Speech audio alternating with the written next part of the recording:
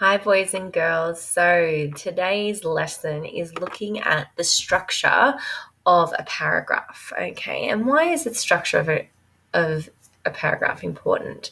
Now, we've spoken before, and we were working on it earlier this term about how to make a paragraph really juicy, really interesting. It was about making sentences in your paragraph long and short, so having a variety of sentences in your paragraph.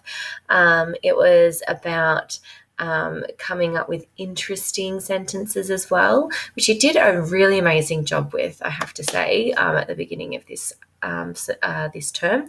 You did really well with it. So we're now just having to put it into a informative context, so into an information report. Let's have a look. Now, these are just 3 things I want you to think about before we begin our lesson. What is another word for section in writing?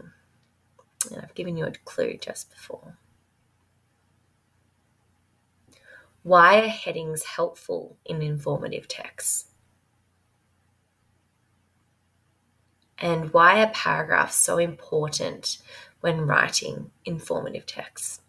So if you thought the word for section in writing is a paragraph, you would be correct.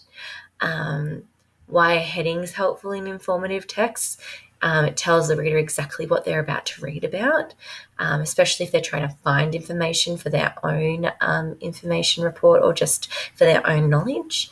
And paragraphs are important so that we can break out information up into sections so that it's easy for the reader to read or to find a particular part that they're looking for.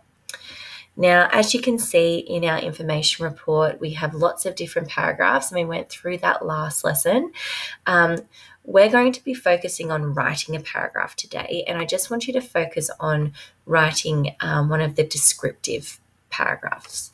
Just one, not all of them, just one. Okay, so as we said yesterday, you could talk about one paragraph could be speaking about what they look like. Another paragraph could be speaking about their life cycle.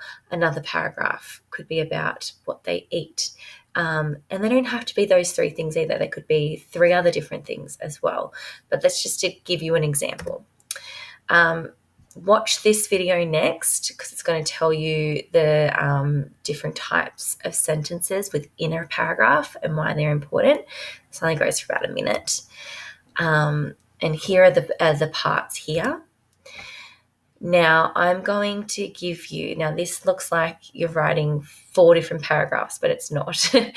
We are going to be writing one paragraph, but we're breaking that paragraph into about 5 different sentences here. So if we have a look at this information report that we found on the internet about giraffes, you'll see that it's broken up into lots of different paragraphs. So this paragraph's about the way they move. This paragraph is about the way that how long their necks are and why that's important. We've got then paragraphs about conservation. So these are really good subheadings here, and why we need to preserve the habitats of giraffes. Now, each paragraph, so for example, this one's talking about their sleep. Giraffes sleep less than 2 hours a day. In general, they sleep with their feet tucked under them and their heads resting on their hindquarters, but they can also sleep for short periods of time standing up. Now, in that one paragraph, did it talk about what they eat? Did it talk about where they live? Did it talk about what they look like? No, it just spoke about how they sleep. That was the only thing. So when you're writing a paragraph, especially in an information report, each paragraph has to be very specific to the little subheading or the little topic within your topic. For example, sleeping. Okay, you can't put in other bits and pieces in there. Now let's go back to our thing here.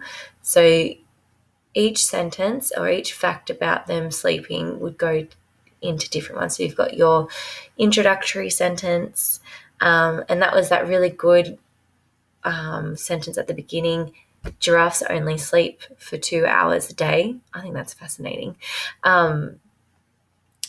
That really clinches, so that's a really good introductory sentence. And then it talks about how they sleep and where they sleep. And then it also then gave us a really good concluding sentence about sometimes they can sleep standing up, but not very often. So really great information. You're going to be doing this for a topic of your choice. So this is what you're going to do. Choose a favorite animal as your topic.